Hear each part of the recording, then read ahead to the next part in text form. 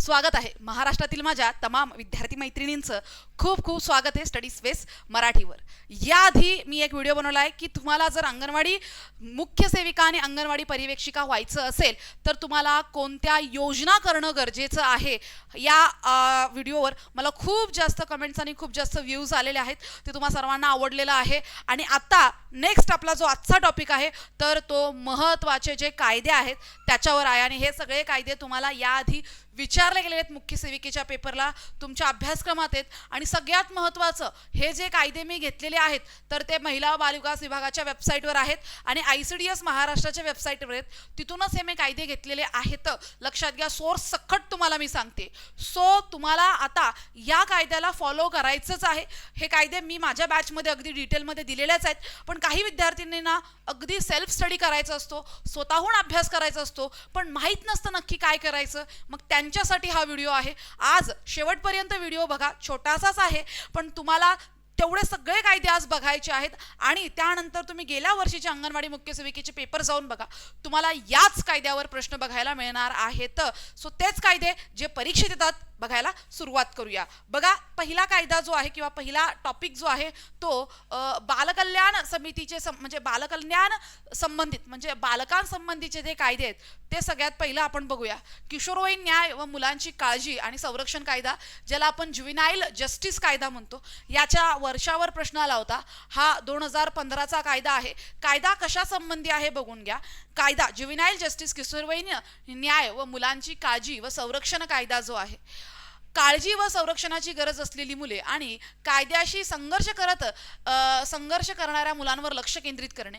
बऱ्याचदा कसं होतं की काही जे मुलं असतात ते खूप लवकर काहीतरी गुन्हा करून बसतात आणि मग त्यांना थोडंसं आपल्याला समजवणं गरजेचं असतं, त्यांना थोडं कन्सल्ट करणं गरजेचं असतं। सो त्यासाठी हा कायदा आहे, मुलांच्या न्यायासाठी आणि त्यांच्या संरक्षणासाठी महत्त्वाचा कायदा। याच्यावर 3 ते 4 प्रश्न लास्टच्या मुख्य सेविकेच्या परीक्षेत आले होते, तुम्ही बघू शकता। त्यानंतर सगळ्यात इम्पॉर्टंट कायदा आहे पॉस्को 2012। ओके, पॉस्को कायदा कशासाठी आहे?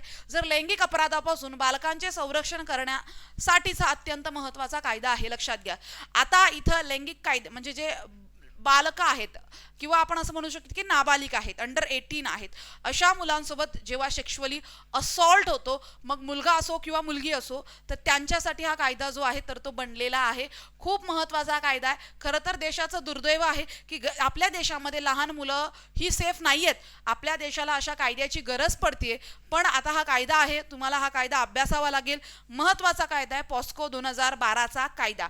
ओके, त्यानंतर बालविवाह प्रतिबंधक कायदा 2006चा आहे, prohibition of child marriage act. Okay, तुम्हाला माहिती आहे की मुलीचं लग्न जे आहे 18 वर्षाच्या आधी होऊ नये, पण जर झालं मग ते जे आहे तर ते या कायद्याअंतर्गत येतं। आपण अजूनही बघतोय सोलापूर महानगरपालिकेमध्ये 4 बालमाता या आढळला। सो अशा पद्धतीने या गोष्टी होऊ नयेत म्हणून बालविवाह प्रतिबंधक कायदा 2006चा आपण बघतोय।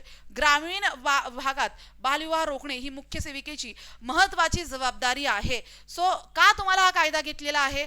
कारण की लहान मुलांचं लग्न होणं ही चुकीची गोष्ट आहे आणि त्याला कायद्याअंतर्गत आणण्यासाठी हा कायदा केलाय। आणि ग्रामीण भागामध्ये बालविवाहाचं प्रमाण खूप जास्त असतं, तुम्ही बघा, बालविवाह जास्त करून ग्रामीण भागातच होत असतो आणि म्हणून बालविवाहाचे जे काही प्रमाण आहे ते रोखण्यासाठी इथं सगळ्यात मोठा सहभाग जो आहे तर एकतर आपल्या ग्रामसेवकांचा असतो आणि दुसरा अंगणवाडी मुख्य सेविकेचा सुद्धा असतो, सेविका मुख्य सेविकेचा सुद्धा सहभाग असतो बालविवाह रोखण्यामध्ये। सो इथं लक्षात घ्या, कधीचा कायदा आहे? 2006चा कायदा आहे। त्यानंतर बालकामगार प्रतिबंध नियम 1986, बालमजुरी रोखण्यासाठी कामाच्या वयाची मर्यादा समजून घेण्यासाठी आवश्यक आहे। सो लहान मुलांना काम करायला लागू नये। पहिले बघा, 14 पर्यंत वर्ष 14 होईपर्यंत कोणत्याही अवघड ठिकाणी काम करणं हे बंदी होतं, पण आता 18 वर्षापर्यंत कोणत्याही अवघड खाणकाम, कोळसा अशा ठिकाणी काम करणं बालकांना बंदी घालण्यात आलेली आहे। सो बालकामगार प्रतिबंध अधिनियम कायदा जो आहे तर तो 1986चा आहे, याच्यावर पण प्रश्न विचारला गेलाय। सो मुलांच्या रक्षणासाठी बालकामगार प्रतिबंध नियम, बालकांना काम करू लागू नये। बालविवाह प्रतिबंध अधिनियम, लहान मुलांचं लग्न होऊ नये। पॉस्को कायदा, लहान मुलांवर सेक्शुअली कोणत्याही प्रकारचे असॉल्ट होऊ नये, लैंगिक छळ होऊ नये। त्यानंतर किशोरवयीन न्याय आणि मुलांची काळजी, जर मुलांनी एखादा गुन्हा केलाय तर त्याला प्रॉपर संरक्षण द्यावं। सो हे जे महत्त्वाचे कायदे आहेत तुम्ही बघू शकता 4, याच्यावर वारंवार प्रश्न विचारलेत. यापेक्षा अजूनही कायदे आहेत, लक्षात घ्या. तुम्ही जर पाहाल तर भिक्षा प्रतिबंध अधिनियम, म्हणजे लहान मुलांना जी भिक्षा मागायला लावली जाते त्याच्यावर पण प्रश्न आला होता. पण महत्त्वाचे मी घेतलेले आहेत, महत्त्वाचे. समजा नेक्स्ट टाइम भरती आली आणि भिक्षा प्रतिबंध काढला, त्यामुळे महत्त्वाचे म्हणजे अगदी हे तर याच्याशिवाय पेपर बनणारच नाही असे कायदे हे आहेत. अजूनही आहेत, ते मी ऑलरेडी तुम्हाला बॅचमध्ये दिलेले आहेत, बट हे महत्त्वाचे आहेत बरं का. भिक्षा प्रतिबंध, मुंबई भिक्षा प्रतिबंधावर पण प्रश्न आले होते. आता महिला सक्षमीकरणासाठी जे कायदे आहेत ते बघूया, याच्यावर पण आपल्याला प्रश्न येऊन गेलेला आहे. सो लक्षात घ्या, महिला प्रतिबंधासंबंधीचे जे कायदे आहेत तर ते तुमच्या समोर आहेत. कौटुंबिक हिंसाचारापासून महिलाचे संरक्षण, domestic violence. Okay, so domestic violence महत्त्वाचं आहे. सो तिथं तुम्हाला 2005चा सामाजिक समुपदेशन भूमिकेसाठी महत्त्वपूर्ण. सो कौटुंबिक हिंसाचारापासून महिलांचे रक्षण. आणि लक्षात घ्या, कौटुंबिक हिंसाचार हा कायद्यानुसार फक्त महिलेसोबत होतो, पुरुषांसोबत नाही. कारण की असा कोणता रूलच नाही, असा कोणता कायदाच नाही जिथे सांगतोय की पुरुषासोबत डोमेस्टिक व्हायलन्स होऊ शकतो, बिलकुल नाही. कामाच्या ठिकाणी महिलांचा लैंगिक छळ प्रतिबंध, मनाई आणि निवारण कायदा, जो कामाच्या ठिकाणी पॉश, खूप महत्त्वाचा आहे, पॉश सारखा चर्चेत असतो. तुम्ही आता TCS ही स्टोरी बघितली असेल, TCS नाशिक, जिथे असं म्हटलं जातं की महिलांना सेक्शुअली असेट हरॅस केलं जात होतं. त्यानंतर त्यांना धर्मपरिवर्तन करायला प्रतिबंधित केलं जात होतं. अशा काही काही बातम्या आल्यानंतर त्या संबंधीच्या खूप सारे खुलासे झाले. आपण बघतोय की त्याच्यामध्ये म्हणजे आता बघा, बऱ्याचदा आपण न्यूजवरच्या गोष्टीवर बिलीव्ह करतो, पण आपण इनसाईड स्टोरी आपल्याला माहीत नसते. बट आता हा सगळा विषय वेगळा विषय आहे, पॉश ॲक्टचा. तो पॉश ॲक्ट तिथं लावला होता. सो कामाच्या ठिकाणी महिलांचा लैंगिक छळ आणि प्रतिबंध मनाई जो कायदा आहे पॉश 2013चा, महत्त्वाचा आहे, लक्षात घ्या. ओके, जो महिलांना संरक्षण देतो कामाच्या ठिकाणी.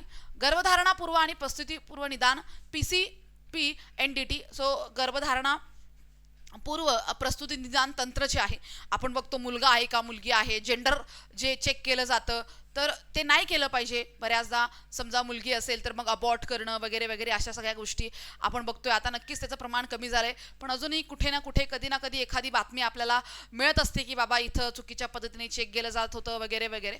सो अजूनही आहे, त्यामुळे आपल्याला कायद्याची गरज आहे. सो बघा, गर्भधारणापूर्व आणि प्रसूतीपूर्व निदान तंत्र जे आहे PC, हा कायदा 1994 आहे. याच्यावर प्रश्न आला होता. ओके, याच्यावर तुम्हाला प्रश्न आला होता. स्त्री भ्रूण हत्या रोखण्यासाठी आणि लिंग गुणोत्तर लक्ष ठेवण्यासाठी हे आहे.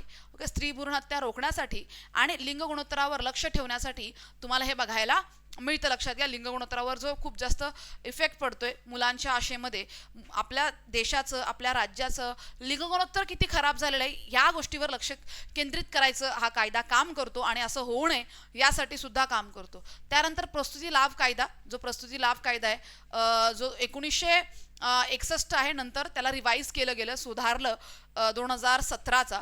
गरोदर महिलांना मिळणाऱ्या कायदेशीर सुट्ट्या आणि फायद्यांची माहिती देण्यासाठी जो मेटर्निटी लीव्ह आपण जे म्हणतो, 6 महिन्याची जे मेटर्निटी लीव्ह असते, सो त्या मेटर्निटी लीव्ह संबंधीच्या हा कायदा आहे, जो की पहिला 1961चा होता, आणि आता जो आहे तर तो लक्षात घ्या जवळजवळ 240 दिवसाची जी सुट्टी आहे त्या संबंधीचा आहे. त्याच्यामध्ये सुधारणा जी आहे 2017ला करण्यात आली. सो लक्षात घ्या, मेटर्निटी लीव्ह संबंधीचा कायदा 1961चा. त्यानंतर हुंडा प्रतिबंध कायदा. सो महिलांना खूप जास्त आपण बघतोय की डावरीसाठी, हुंड्यासाठी खूप त्रास दिला जातो. अक्षरशः महिलांना मारलं जातं, घरातून बाहेर काढलं जातं, हुंड्यासाठी त्यांचा अतोनात छळ केला जातो. या सगळ्या गोष्टीमुळे आपल्याला कायद्याची गरज पडली. सो हुंडा प्रतिबंध अधिनियम जो आहे, कायदा जो आहे 1961चा आहे. हुंडे प्रतीचे निर्मूलन करण्यासाठी हा कायदा आहे. बघा, आता तुम्हाला सांगायचं झालं तर अजून याच्यामध्ये आहे देवदासी प्रथा निर्मूलन, हा कायदा सुद्धा आहे. याच्यावर सुद्धा प्रश्न विचारला गेला होता, बट आता मला माहित नाही की भविष्यात येईल का नाही. बट हे जे कायदे आहेत तर त्याच्यावर 100% प्रश्न येणार. देवदासीवर प्रश्न आता ICTS ला आला होता, देवदासी प्रथा जे आहे त्याच्यावर, आणि तो जो आहे त्या कायद्याच्या सेक्शनमध्ये होता तो कायदा. नेक्स्ट बघा, आता आरोग्य आणि पोषण. सो नॅशनल जे तुम्ही बघाल तर राष्ट्रीय अन्न सुरक्षा कायदा जो आहे, नॅशनल फूड सिक्युरिटी ॲक्ट जो आहे, याच्यावर 100% प्रश्न येणार, लक्षात घ्या. ओके, 100%. काही पुस्तकं आहेत हे कव्हर करत नाही आहेत, पण तुम्ही जर बघाल ज्यावेळेला अंगणवाडीची लास्ट टाईमची भरती आपण कव्हर करत होतो त्यावेळेला आपण प्रश्न उत्तर प्रॅक्टिस करत होतो. मी एक इंडिव्हिज्युअल व्हिडिओ जो आहे राष्ट्रीय अन्न सुरक्षा कायद्यावर बनवला यूट्यूबला. अन्न सुरक्षा कायद्यावर एक तुम्ही किती पुस्तकं, 2-3 पुस्तकं बघितली मी, त्याच्यामध्ये हा कायदा समाविष्ट नाही आहे, पण मी हा कायदा यूट्यूबलाच तेव्हाच घेतला होता. राष्ट्रीय अन्न सुरक्षा कायदा महत्त्वाचा आहे. अन्न सुरक्षा कायदा 2013चा कायद्याअंतर्गत ICDS द्वारे पूरक पोषण आहार मिळणे हा लाभार्थ्याचा फायदेशीर अधिकार आहे. तुम्हाला जे पूरक पोषण आहार मिळतं तर ते अन्न सुरक्षा कायद्याअंतर्गत मिळतं, लक्षात घ्या. आपल्याला जे अंगणवाडीत जेवण मिळतं ते अन्न सुरक्षा कायद्याअंतर्गत मिळतं, आणि म्हणून मी याचा प्रॉपर व्हिडिओ लास्ट टाइमची अंगणवाडीची जी काही भरती होत होती तेव्हाच हा व्हिडिओ घेतला होता यूट्यूबवर. तुम्ही बघू शकता, त्याचा टाइम बीम तुम्हाला दिसेल खाली की कधी घेतलाय वगैरे वगैरे. लोकसेवा हक्क बघा, याच्यावर प्रश्न आला होता म्हणून मी घेतलाय. आणि हे 2 कायदे महत्त्वाचे आहेत, लोकसेवा हक्क आणि शिक्षण हक्क म्हणजे राईट टू एज्युकेशन. लहान मुलांना म्हणजे बघा, तुम्हाला लक्षात घ्यायचं आहे की इथं 6 ते 14 वयोगटातील मुलांना शिक्षण हे कंपल्सरी आहे. आणि मुलं म्हटलं की ICDS आलं, महिला व बालविकास आलं, सो राईट टू एज्युकेशनवर प्रश्न आलाच पाहिजे. 3 ते 6 वयोगटातील मुलांच्या पूर्व प्राथमिक शिक्षणाची जी संबंधित बाब आहे ती अंगणवाडीकडे असते, आणि 6 ते 14 विद्यार्थ्यांची जी आहे तर ती राज्य सरकारकडे असते की बाबा तुम्ही यांना शिकवा, फ्रीमध्ये शिकवा. तर इथे लक्षात घ्या, राईट टू एज्युकेशन जो आहे यासाठी खरं तर आपल्या घटनेत सुद्धा 121A कलम आहे.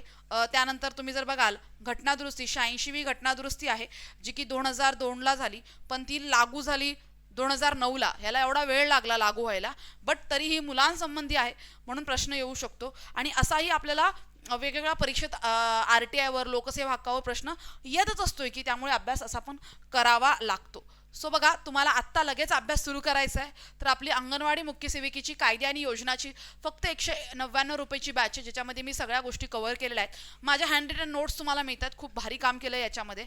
तुम्हाला आत्ता अभ्यास सुरू करायचा. तुम्ही म्हणाल मॅम जाहिरात येऊ दे मग अभ्यास सुरू करतो, तेव्हा होत नसतं, लक्षात घ्या. तेव्हा वेळ मिळत नाही. तुमचा अर्धा वेळ तर फॉर्म भरू, कसं भरू, काय टाकू, हे टाकू याच्यातच निघून जातं.